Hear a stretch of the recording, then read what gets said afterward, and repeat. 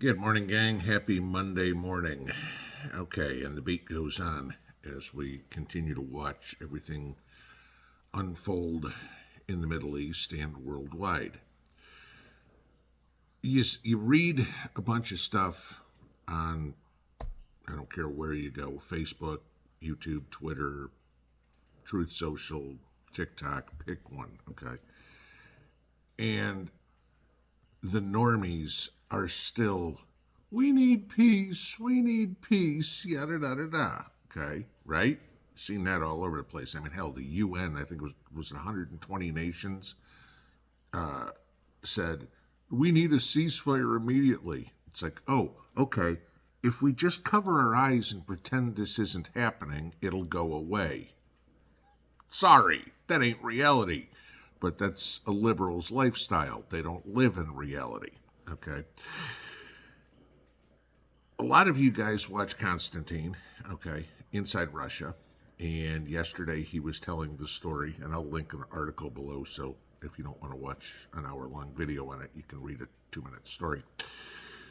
Apparently in Dagestan, which is a territory of the former Soviet Union, there was a plane that landed coming in from Tel Aviv last night, last night for them, yesterday for us, that was coming from Israel. And the overwhelmingly Muslim majority that lives in Dagestan, some of the people, a couple hundred of them, took to the airport to harass the plane. Now, to give you this, a lot of you guys have probably been to an airport in, I don't know, the last 22 years since 9/11, okay? And you know the utter chaos it takes to get to the gate with the tickets, okay? If you want to go see your grandkids arrive on the plane, you can't go to the gate. You can wait for them by a baggage claim or something like that. But no, in Dagestan, apparently they don't have nearly the security. Because these 200 people were on the tarmac surrounding the plane, trying to identify which people were Jewish that were coming on this plane. Okay? Now, just because the plane came from Tel Aviv doesn't mean everybody on the plane was Jewish. I mean, how many of them were Muslims coming home back to Dagestan? How many of them were other nationalities that were making a connecting flight going somewhere else, I don't know, in Russia or anywhere in Asia, right? This is the thing. The radical Islamic cowards are going above and beyond to cause problems. To get on the tarmac, that ain't easy in any airport. They managed to do it. Now, of course, the Dagestani government is saying, oh, these people will be prosecuted to the full extent of the law, etc. Yeah, okay. If you know the makeup of the Dagestani government, yeah, they're pretty much on the same side, if you will, in this holy war. And everybody, I know I'll hear comments, or people that make it this far in the video before making a comment. Oh, that's in Russia, or something like that. It's not coming here. Really? Okay. Anybody ever heard of Cornell University? Ithaca, New York? Okay. Yeah. New York has a large Jewish population. No problem. And Cornell is central New York. Let's just put it this way. It's not New York City or anything like that, but it's a central part of the state. But it's a prestigious university.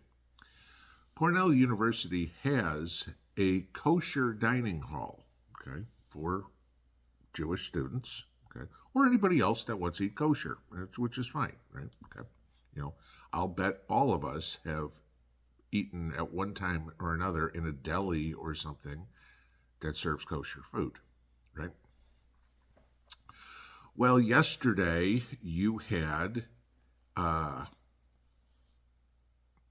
threat to the dining hall at Cornell University to kill Jews. Take a look at this. This is a tweet that was put out, and of course the responses that were made from, this is just one of them, let's put it that way. One of in the response on the right-hand side that was put out yesterday to kill Jews, all right? And we need to take this seriously. This is in our backyard, as the guy in multiple tweets was, killed, the quote, this is one post: "If I see a pig male Jew, I will stab you and slit your throat." Okay. Hey, FBI, stop going after the school boards and find these pricks and throw them in jail and lose the key. These are your terrorists, not the Jewish kid eating his bagel and with lox and bagel in the cafeteria. It's the idiots making posts like this. You want somebody to see something, say something? Hey, this is all over the media. We all see it. Go do something about it. Get rid of the terrorists and leave the school board members, the people who have kids that want to be raised with morals, alone. Okay? I mean, need I remind you, this doesn't only happen in the U.S. I mean, go back a couple of weeks and remember at the Sydney Opera House in Australia, where there was a mob screaming, "Gas the Jews," right? Okay. This is, and I told you yesterday about what's going on in Turkey. This is not limited to the Gaza Strip, okay? This is going worldwide, and it's going to be quicker and quicker and quicker and quicker. And you have these radicalized morons, and I don't care if they are of Arab descent or not. I told you about the guy in Knoxville, Brian something or other, lily white guy who decided he was going to support ISIS. They're out there, okay? We need to be extremely vigilant, situational awareness, head on a swivel. I don't care what term you want to use for it, but you need to know what the is going on, all right? And you need to be protected, if you know what I mean.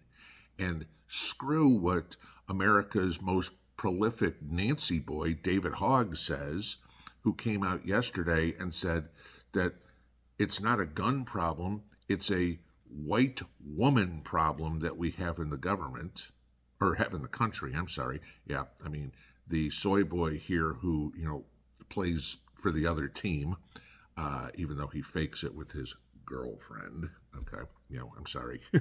No, you're as straight as a pretzel, dude. But, yeah, white women are the problem in the United States. Because why?